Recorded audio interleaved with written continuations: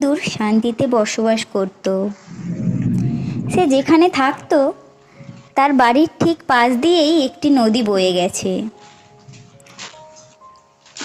সে বছর বর্ষাকালে প্রচণ্ড বৃষ্টি হলো, যার ফলে চারিদিক জল ভরে গেল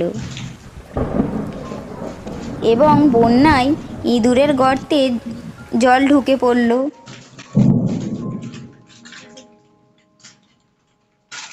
ইঁদুরটি বাঁচার জন্য একটি কাঠের ওপর উঠে পড়ল ও জলে ভাসতে লাগলো।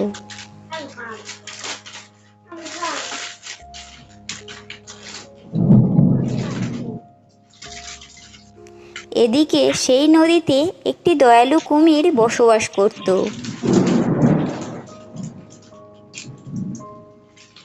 সে হঠাৎ জলে ভাসমান ইঁদুরকে দেখতে পায়। দেখে তার মনে খুবই মায়া হয়। কুমিরটি বুঝতে পারে এইভাবে বেশিক্ষণ যদি থাকে ইঁদুরটি, তাহলে ইঁদুরটি মারা যাবে। তাই সে ইঁদুরটির কাছে যায় ও তাকে বলে, আমার পিঠে চলে এসো।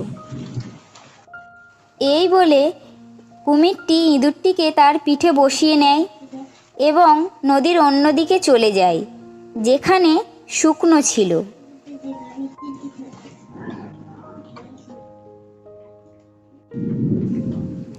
এই ঘটনার পর ইঁদুরটি খুবই খুশি হয় ও কুমিরটিকে ধন্যবাদ দেয়। এদিকে জঙ্গলে এক দুষ্টু শিয়াল বসবাস করত। সে সমস্ত পশু পাখিদের বাচ্চা সুযোগ পেলেই ব্যাগে পুরে নিয়ে চলে যেত এবং বাড়িতে গিয়ে খেত। একদিন সে একটা বাচ্চা পাখি ধরে ব্যাগে করে নিয়ে আসছিল। আসার পথে দেখতে পেল কুমির ও তার বাচ্চা নদীর চরে রোদ পোহাচ্ছিল। শিয়ালটি দূর থেকে দেখতে পেল কুমিরের বাচ্চাটিকে। তার মনে খুব লোভ হয়। সে মনে মনে ফন্দি আঁটে কিভাবে কুমিরের বাচ্চাটিকে খাওয়া যায়। হঠাৎ তার মাথায় একটি দুষ্টু বুদ্ধি খেলে যায়। সে কুমিরটির কাছে যায় ও বলে, কিরে মূর্খ কুমির, নিজে তো সারা জীবন পড়াশোনা করলি না, আর নিজের বাচ্চাটাকেও পড়াশোনা করালি না। নিজেও মূর্খ হয়ে থেকে গেলি, সঙ্গে বাচ্চাটাকেও মূর্খ বানিয়ে রাখলি। এই কথা শুনে কুমিরের খুব চিন্তা হয়। সে বলে, সে তো জানি শিয়াল ভাই, কিন্তু কি আর করব, আমাদেরকে কি আর লেখাপড়া শেখাবে। এদিকে ইঁদুরটি দূর থেকে এইসব কথাবার্তা শুনছিল। শিয়াল বলল, কেন, নিজের লোক থাকতে চিন্তা কিসের? আমি পড়াবো তোর ছেলেকে। তুমি তুমি আবার কবে থেকে ছাত্র পড়ানো শুরু করলে? হো হো হো হো হো, সাধে কি আর তোকে গণ্ডমূর্খ বলি? আরে, এই এলাকার সমস্ত পশু পাখির বাচ্চাদের কে পড়ায়? আমিই তো পড়াই, বুঝলি?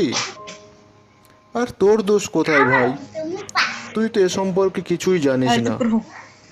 নিজে পড়াশোনা শিখিসনি তো জানবি কি করে?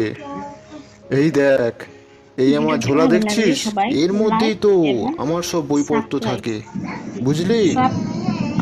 তাই নাকি? আমার তো জানা ছিল না শিয়াল দাদা। তা আমার একটা অনুরোধ ছিল, আমার ছেলেটাকে একটু মানুষ করে দাও না শিয়াল দাদা।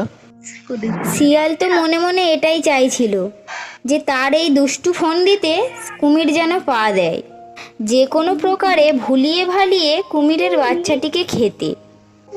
এদিকে দূরে দাঁড়িয়ে থাকা ইঁদুরটির সব কিছু বুঝতে আর বাকি রইল না। সে বুঝতে পারল এখন যদি সে কুমিরকে মানা করে, কুমির তাহলে তার কথা বিশ্বাস করবে না।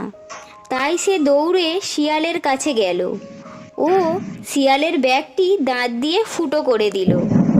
তারপর সাথে সাথেই ব্যাগটির মধ্যে থাকা পাখির ছানাটি মাটিতে পড়ে গেল।